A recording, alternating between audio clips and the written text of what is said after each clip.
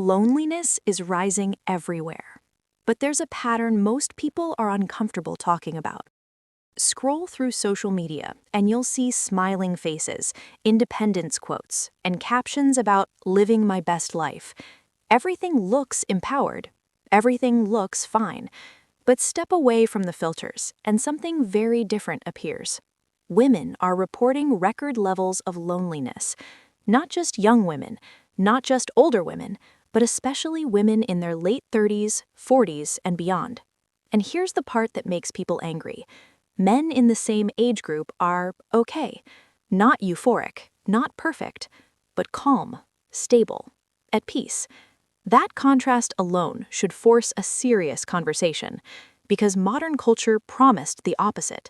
It promised women fulfillment through independence. It warned women they didn't need anyone. It said love could wait, family could wait, connection could wait. So why are so many women ending up isolated while so many men quietly adapt? This isn't an attack. This isn't politics. This isn't about hating anyone. This is about biology, incentives, and unintended consequences. Men and solitude are not the same as women and solitude. Men and women both want connection, but they experience absence very differently. Across history and across cultures, men have been required to function alone for long periods of time. Men hunted alone, worked alone, traveled alone, built things alone, solved problems in isolation. Over thousands of years, this shaped male psychology. Men learned to anchor their identity in purpose, routine, skill, work, mastery. That's why you'll often see a single man in his 40s or 50s living a quiet, structured life, job, gym, hobbies, projects. And when you ask him how he's doing, he says, "I'm fine." Not pretending, not coping, actually fine. Women, on average, are wired differently. Female well-being is deeply connected to emotional continuity, shared experiences, deep relationships, community, family bonds. This isn't weakness, it's biology. Research consistently shows that long-term social isolation affects women more severely than men. Higher anxiety, higher depression, lower life satisfaction. So when connection disappears, women tend to feel it faster and deeper. So what changed? For decades, modern culture delivered a powerful message to women. You don't need anyone. Independence is freedom. Career first, relationships later. You have time. None of these ideas were meant to destroy lives. Many came from real historical injustices. But here's the uncomfortable truth. The message ignored trade-offs. Delaying relationships has consequences. Delaying family has biological limits. Independence without connection can quietly turn into isolation. Many women followed the script perfectly. They focused on education in their 20s, built careers in their 30s, delayed commitment because there's still time. But the dating market doesn't freeze. Time keeps moving. What nobody warned them about. While women were encouraged to delay commitment, men were adapting to a very different reality. Dating became complicated. Expectations became contradictory. Roles became unclear. Men were told, be emotionally vulnerable but never weak. Respect independence but still lead. Treat women as equals but still provide. Accept criticism but don't complain. Many men didn't become angry. They became exhausted. So instead of fighting, many opted out. Not dramatically, not loudly, just quietly. They stopped chasing, stopped proving, stopped negotiating. They built lives that didn't depend on romantic validation. And something unexpected happened. They discovered peace. Why men adapted faster? When men step away from dating, they often replace it with structure, purpose, fitness, work, projects, solitude. And for many men, that works. Study shows something uncomfortable but consistent. Single men and married men report similar levels of happiness, especially after 40. Women do not show the same pattern.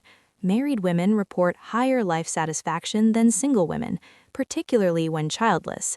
After divorce, women report more regret, financial stress, and loneliness, despite initiating most divorces. This isn't blame, it's outcome. The collision point, late 30s to mid 40s. This is where reality hits hardest. Around this age, many women experience shrinking dating options, increased competition from younger women, growing awareness of fertility limits, smaller social circles. At the same time, men the same age often feel less urgency. They're not chasing, they're not desperate. They've already built routines that work. This mismatch creates frustration. Women ask, where did all the good men go? Men aren't asking the same question. They moved on. The loneliness nobody wants to admit. Online, independence is celebrated loudly. Offline, many women feel something else: quiet regret, anxiety, grief over paths not taken.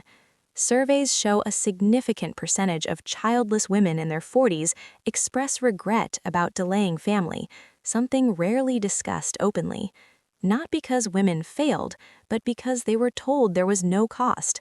There was. Independence was oversold. Connection was undersold. Independence matters. Career matters. Freedom matters. But humans are relational creatures.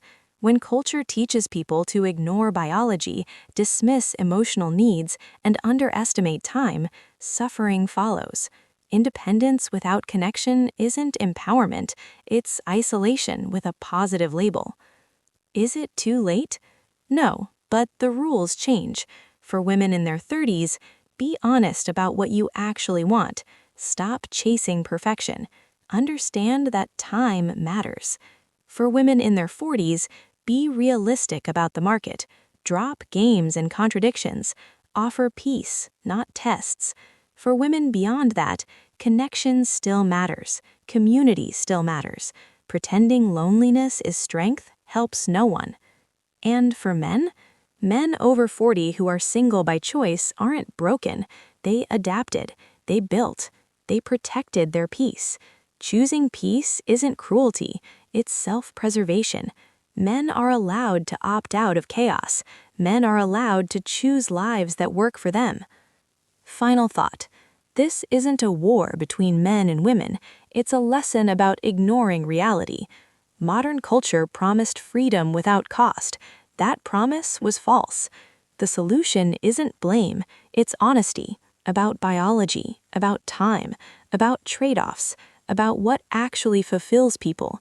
Ignoring the loneliness epidemic won't make it disappear. Facing it might. If this made you uncomfortable, that's okay. Truth often does. If it made you feel seen, you're not alone. Subscribe for honest conversations about modern life, relationships, and reality.